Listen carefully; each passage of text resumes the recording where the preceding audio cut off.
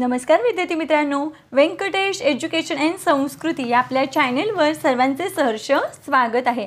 आजच्या व्हिडिओमध्ये आपण मंथन स्पर्धा परीक्षा इयत्ता तिसरी विषय गणित आजच्या व्हिडिओमध्ये आपण गणिताची प्रश्नपत्रिका सोडवून घेणार आहोत। गणितामध्ये एकूण 50 प्रश्न आहेत। प्रश्न क्रमांक 26 ते प्रश्न क्रमांक 75। या आधीच्या व्हिडिओमध्ये आपण प्रश्न क्रमांक 26 ते प्रश्न क्रमांक 50 या आधीच्या व्हिडिओमध्ये आपण सोडवून घेतलेले आहेत। आजच्या व्हिडिओमध्ये आपण त्यापुढील प्रश्न सोडवून घेणार आहोत। त्या व्हिडिओची लिंक मी या व्हिडिओच्या डिस्क्रिप्शन बॉक्समध्ये दिलेली आहे। तुम्ही तिथे जाऊन त्या लिंकवर टच करून ते प्रश्न पाहू शकता। बघा, 1 ते 100 या संख्यांमध्ये 7 अंक दशक स्थानी असलेल्या एकूण विषम संख्या किती? बघा, 7 अंक असणाऱ्या विषम संख्या विचारल्या, त्याच्यामुळे 7 वर 1 येणारे 71, कारण 71 ही विषम संख्या आहे।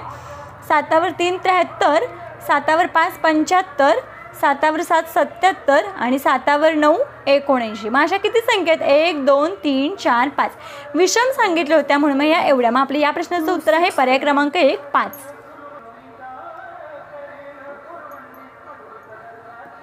पुढचा प्रश्न बघा, खालीलपैकी कोणती आकृती असममित आहे? बघा, त्रिकोण आपण जर इथे बरोबर मध्यभागी हे केले तर ही सममित आहे, म्हणजे इकडे आणि इकडे समान भाग होते। त्याच्या दुसऱ्या आकृतीमध्ये बघा, कोणत्याच बाजूने सममित होत नाहीये, म्हणजे पर्याय क्रमांक 2 मध्ये जो एल शेप आहे ती कशी आकृती आहे? असममित आकृती आहे, कारण तिचे 2 समान भाग होत नाहीत। आता बघा, गोलाचे पण समान भाग होतात आणि या आकृती पण अशी रेष काढली तरी समान भाग होतात, अशी काढली तरी समान भाग होतात, म्हणून मग असममित आहे पर्याय क्रमांक 2। पुढचा प्रश्न बघूया। बघा, 8 + 3 × 2 - 5 लिहून घेऊया पदावली। 8 + 3 × 2 - 5 पदावलीचे काही नियम आहेत। पदावलीमध्ये गुणाकार पहिल्यांदा करून घ्यायचा असतो। मग बाकीच्या संख्या मी आहेत तशा आधी लिहून घेते। 8 अधिकचे इथे अधिक 3 × 2 मी मुद्दाम अधोरेखित केले, कारण ही क्रिया आपल्याला करायची आहे। 3 × 2 3 दुणे 6 वजा 5 आहे तसं लिहून घेतलं। आता बेरीज आणि वजाबाकी याच्यामध्ये जी क्रिया पहिल्यांदा आली ती पहिल्यांदा करायची। मग 8 अधिक 6 किती होतात? 14 वजा 5 वजा 5। आता आपल्याला माहिती आहे 14 मधून जर आपण 5 वजा केले तर उत्तर किती येतं? 9। मग 9 कुठे आहे? पर्याय क्रमांक 2 मध्ये, म्हणून आपल्या या प्रश्नाचं उत्तर आहे पर्याय क्रमांक 2। पुढचा प्रश्न आहे, खालील आकृतीत एकूण किती काटकोन आहेत? बघा, आपल्याला माहिती आहे काटकोन म्हणजे 90 अंश। पण बघा, हे या पद्धतीनं हे 90 अंश। मग इकडे बघा, हा एक काटकोन आणि हा इकडच्या बाजूने हा एक काटकोन, म्हणजे इकडे एक आणि हा इकडे एक, असे 2 काटकोन आहेत। मग 2 कुठे आहे? पर्याय क्रमांक 4 मध्ये, म्हणून आपल्या इथे उत्तर आहे पर्याय क्रमांक 4। पुढचा प्रश्न आहे, 700चा पावभाग म्हणजे किती? मग बघा, ज्यावेळेस आपल्याला पावभाग विचारतात त्यावेळेस बघा, हा गोल आहे आणि ह्याचा पावभाग म्हणजे ह्या 4 भागापैकी हा एक भाग, ज्याला आपण काय म्हणतो? पावभाग म्हणतो। मग हे 4 भाग आधी, मग आपण याला काय करायचं? 700 भागिले 4 करायचं। मग बघा, 4च्या पाड्यामध्ये 7 नाही आहेत, मग लहान संख्या कोणती? 4 एके 4। 7तून 4 वजा केले, बाकी किती आली? 7। बाकी किती आली? 3। हा वरून एका वेळेस आपण एकच संख्या घेतो, म्हणून मग वरून हा 0 खाली घेतला।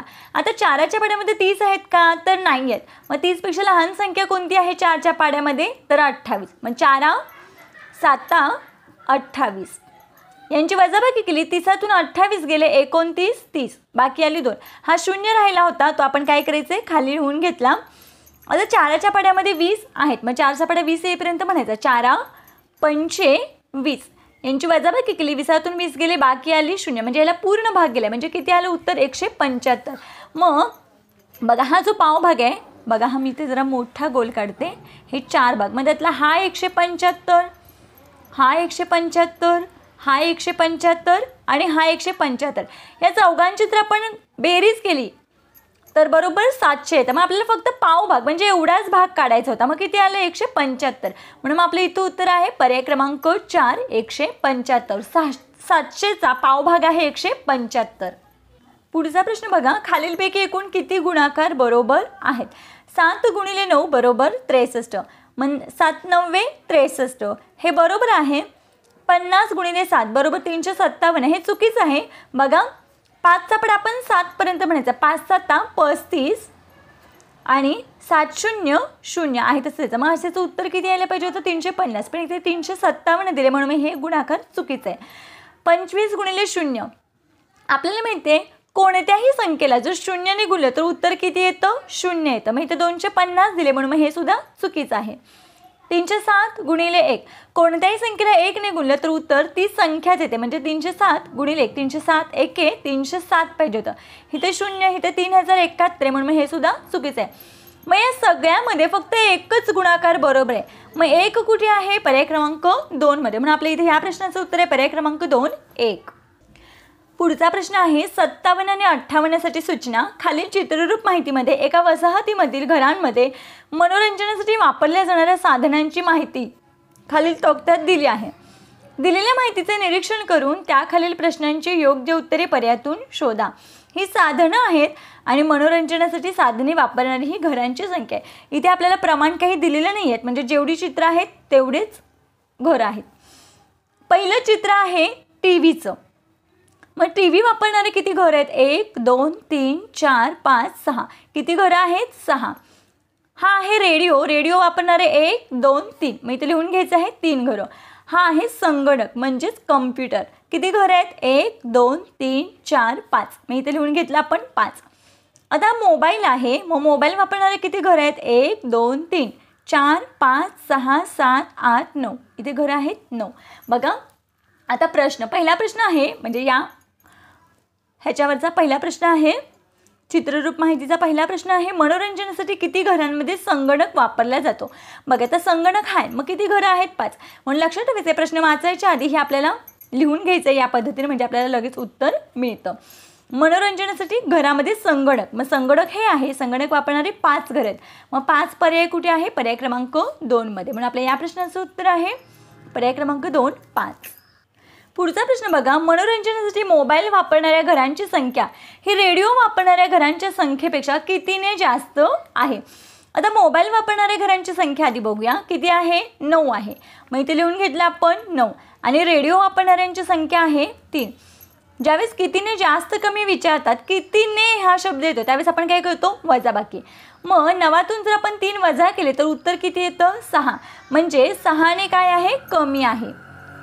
पर्याय क्रमांक 1 हे आपल्या प्रश्नाचं उत्तर आहे. 6ने कमी नाही 6ने जास्त आहेत. म्हणजे संगणक मोबाईल वापरणाऱ्यांची संख्या रेडिओ वापरणाऱ्यांच्या संख्येपेक्षा 6ने जास्त आहे. म्हणून इथे उत्तर आहे पर्याय क्रमांक 1. पुढचा प्रश्न बघूया. रॉबर्टजवळ 363 रुपये होते, त्यातील 336 रुपये खर्च झाले, तर रॉबर्टजवळ किती रुपये शिल्लक राहिले. बघा रॉबर्टजवळ होते किती? 363 रुपये. त्यातले खर्च किती झाले? 336 रुपये. खर्च झाले म्हणजेच कमी झाले. मग काय करतो आपण? वजाबाकी. 3तून 6 काही जात नाहीत. मग आपण काय करतो? 3 खोडतो आणि वर घेतो. 3चा शेजारी आहे 6. 6ची मदत घेतो. 6 मधला 1 इथे घेतला. 6च्या डोक्यावर राहिले 5. 13मधून जर 6 गेले तर इथे बाकी किती राहते? 7. 5तून 3 गेले 2. 3तून 3 गेले 0. मग आपली वजाबाकी किती आले? 27. म्हणजेच रॉबर्टजवळ आता 27 रुपये शिल्लक राहिले. मग 27 कुठे आहे? पर्याय क्रमांक 3 मध्ये. म्हणून आपल्या या प्रश्नाचं उत्तर आहे पर्याय क्रमांक 3 27. पुढचा प्रश्न बघा. 6 दशक अधिक 1 शतक अधिक 4 एकक बरोबर या विस्तारित मांडणीने तयार होणारी संख्या कोणती? 6 दशक आपल्याला माहिती आहे 1 दशक म्हणजे 10. मग 6 दशक म्हणजे 60. दशक म्हणजे त्या संख्येवर 1 शून्य द्यायचा. अधिक 1 शतक. 1 शतक म्हणजे किती? 100. बघा मी इथे या पद्धतीने मांडते. 4 एकक. 4 एकक म्हणजे नुसते 4. मग यांच्या विस्तारित मांडणीने तयार होणारी संख्या. मग बघा यांची बेरीजच करायची. 0 अधिक 0 अधिक 4 4. 6 आणि 0 6. 81 1. मग आपलं उत्तर किती आलं? 164. मग 164 पर्याय क्रमांक 1 मध्ये आहे. म्हणून आपल्या या प्रश्नाचं उत्तर आहे पर्याय क्रमांक 1 164. पुढचा प्रश्न बघूया. 513 713 413 हे अपूर्णांक चढत्या क्रमाने मांडल्यास विषम क्रमांकावर येणाऱ्या अपूर्णांकांची बेरीज किती? चढता क्रम म्हणजे काय? लहान संख्येपासून मोठ्या संख्येकडे. मग बघा याचा छेद समान आहे म्हणून आपण काय करूया? चढता क्रम कसा लावायचा? छोटी संख्या कोण आहे? 4 आहे म्हणून मग 4/13 पहिल्यांदा. त्याच्यानंतर 5/13 आणि त्याच्यानंतर उरलेली संख्या 7/13. आपण चढता क्रम तर लावला. आता आपल्याला सांगितले विषम क्रमांकावर. मग बघा पहिला हा दुसरी ही संख्या आणि तिसरी ही संख्या, मग 2 ही समसंख्या आहे, मग 1 आणि 3 ही विषम संख्या आहे. म्हणजे या दोन ज्या संख्या आहेत, या दोन संख्या त्यांची काय करायची आपल्याला बेरीज करायची. मग बघा इथे छेद समान आहे म्हणून काय करायचं 4 अधिक 7 अंशांची बेरीज आणि छेद एकदा लिहिला तरी चालतो, एकदाच लिहायचा असतो. 4 आणि 7 किती होतात 7, 8, 9, 10, 11. इथे आले 11 आणि छेद आहे तसा 13. मग आपलं उत्तर आलं 11/13. मग 11/13 कुठे आहे पर्याय क्रमांक 4 हे आपल्या प्रश्नाचं उत्तर आहे. 62वा प्रश्न, या खालील वजाबाकीच्या उदाहरणात चौकोन व त्रिकोणाच्या जागी अनुक्रमे कोणते अंक येतील. आता बघा 6 आणि इथे त्रिकोणे वजाबाकी आहे आणि उत्तर आपल्याला हे दिले. मग आता अनुक्रमे विचारले म्हणून आधी आपण चौकोन, अशा मी पर्यायांचा वापर करायचा आहे. आता मी इथे पर्याय क्रमांक 2चा वापर करते, म्हणजे मी चौकोन म्हणजे 2 घेते आणि त्रिकोणासाठी मी 4 अंक घेते. अनुक्रमे म्हटले म्हणून मग पहिली संख्या पहिल्याच याला दिली, दुसरी संख्या त्रिकोणाला दिली या पद्धतीनं. आता ज्या संख्या आहेत त्या मी मांडून घेते. इथे त्रिकोण आहे, त्रिकोणासाठी आपण 4 अंक मानले म्हणून मी इथे लिहून घेते मी 4 वजा चौकोन आहेत, मग चौकोनासाठी 2, मग इथे 2 2 2. बघूया असंच उत्तर येते का. 4तून 2 गेले 2, 4तून 2 गेले 2, 6 मधून 2 गेले 4. मग बघा चौकोनासाठी 2 हा अंक धरला होता, मग इथे दोन्हीकडे चौकोन आहेत, मग चौकोनासाठी 2 हा अंकच आलेला आहे, या पद्धतीने बरोबर आलेला आहे. आणि त्रिकोणासाठी आपण 4 अंक घेतला होता, मग इथे त्रिकोणाच्या जागी 4 हाच अंक आले. म्हणजे आपण ज्या संख्या घेतल्या होत्या पर्याय क्रमांक 2 मधल्या त्या कशा आहेत योग्य आहेत, म्हणून आपल्या इथे उत्तर कोणतं आहे पर्याय क्रमांक 2. घड्याळात कोणत्या वेळी तास काटा व मिनिट काटा एका सरळ रेषेत असतात. आता 3 वाजता बघा हे घड्याळ आहे आपल्याला माहिती आहे 3 इथे असतात आणि 3 वाजतात, म्हणजे 3 वर तास काटा आणि मिनिट काटा 12वर, म्हणजे 3 वाजता या पोझिशनमध्ये काटा असतो. आता 6 वाजता बघा 6 इथे, आता हे घड्याळ आहे आणि इथे 12, मग बघा हा 6 तास काटा 6वर आणि मिनिट काटा 12वर, म्हणजे एका सरळ रेषेमध्ये आहेत. मग आपल्याला एका सरळ रेषेतच विचारले. बऱ्याच वेळा मुलं इथे 12 वाजता करतात. आता 2:30 वाजता बघा हे घड्याळ आहे, सपोज मी म्हणते इथे 12, 1 आणि इथे 2 आणि इथे 3 आहे आणि इथे 6 आहे. 2:30 वाजता म्हणजे 2च्या आणि 3च्या मध्ये आणि हे 6वर या पद्धतीने जवळजवळ असतं. मग इथे नाहीच होतं एका सरळ रेषेत. आणि 12वर वाजता म्हणजे बघा तास काटा पण 12वर आणि मिनिट काटा पण 12वर या पद्धतीने, म्हणजे दोन्ही काटे एकावर असतात. 12 वाजता म्हणजे का आपल्याला सरळ रेषेत विचारलं, म्हणजे हे एका सरळ रेषेमध्ये, म्हणून इथे फसायचं नाही आहे. एकावर विचारले तर 12 लिहायचं आहे, पण एका सरळ रेषेत म्हटले म्हणून मी इथे काय येणार आहे 6 वाजता. पर्याय क्रमांक 2 हे आपल्या प्रश्नाचं उत्तर आहे. पुढचा प्रश्न, खालीलपैकी योग्य विधान कोणते. इष्टिका चितीला 12 कोपरे असतात, घणाला 8 शिरोबिंदू असतात, चेंडूला 0 कडा व 0 कोपरे असतात. आता बघा इष्टिका चिती म्हणजे आपल्याला माहिती आहे बघा या पद्धतीनं हे इष्टिका चिती. मग याला कडा, आता इथे बघा हे कडा म्हणजेच बाजू आणि कोपरे म्हणजे कॉर्नर ज्याला आपण म्हणतो कोपरे. या इष्टिका चितीला 12 कडा असतात, म्हणजे 12 बाजू असतात आणि कोपरे किती असतात तर 8 कोपरे असतात. इथे दिलंय काय 12 कोपरे, 8च कोपरे असतात, 12 बाजू असतात. मग इथे हे कसं विधान आहे चुकीचं विधान आहे. घणाला 8 शिरोबिंदू असतात.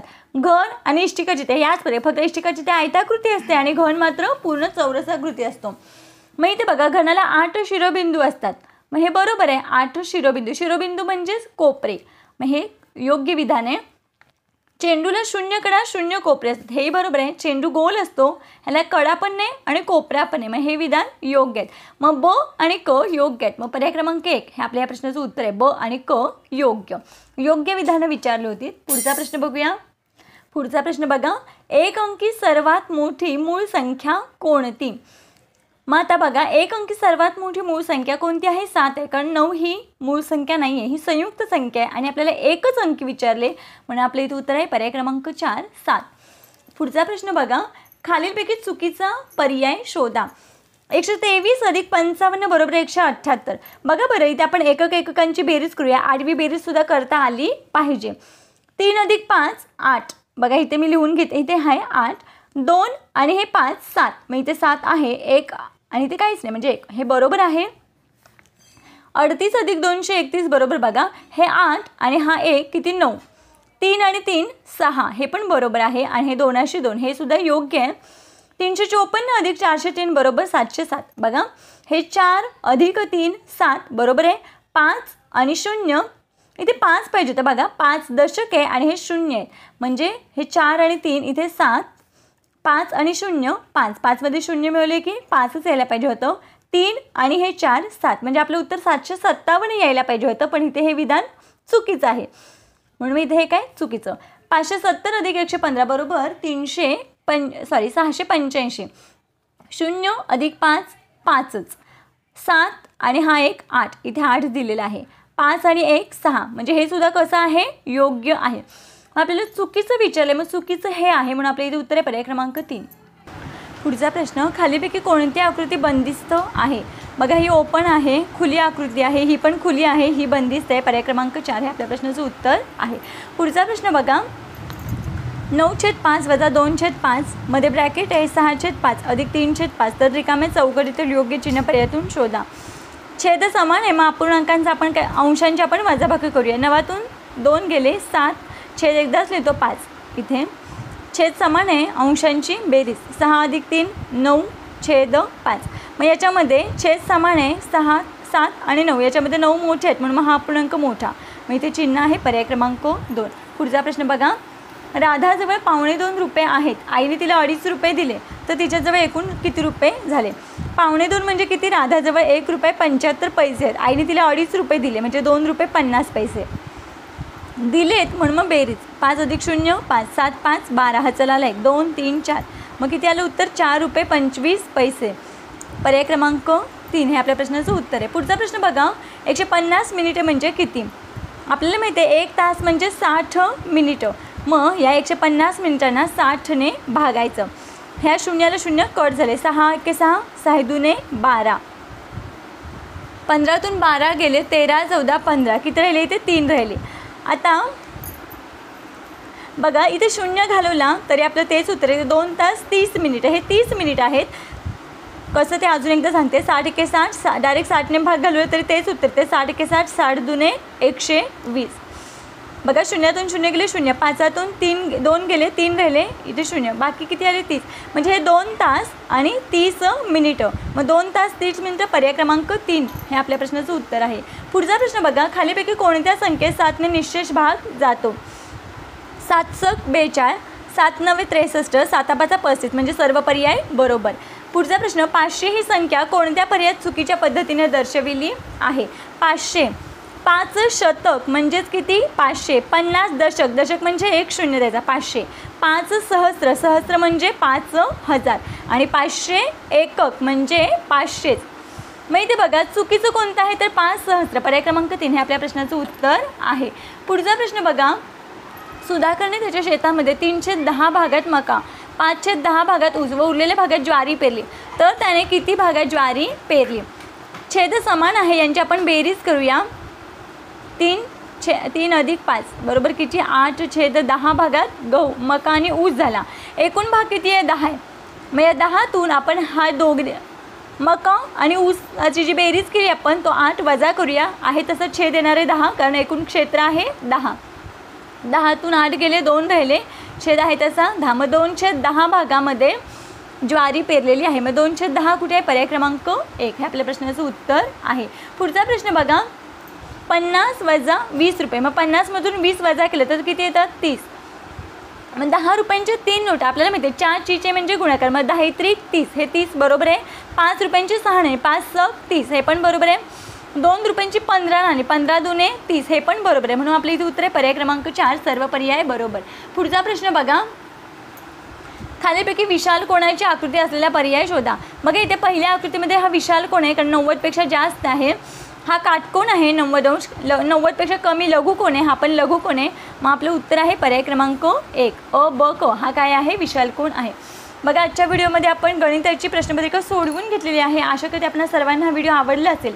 व्हिडिओ आवडल्यास व्हिडिओला लाईक करा, आपल्या मित्रमैत्रिणींना शेअर करा, चॅनलवर नवीन असाल तर चॅनलला सबस्क्राईब करा. आजचा व्हिडिओ कसा वाटला ते कमेंटमध्ये नक्की सांगा. भेटूया पुढच्या व्हिडिओमध्ये. तोपर्यंत नमस्कार, थँक्यू.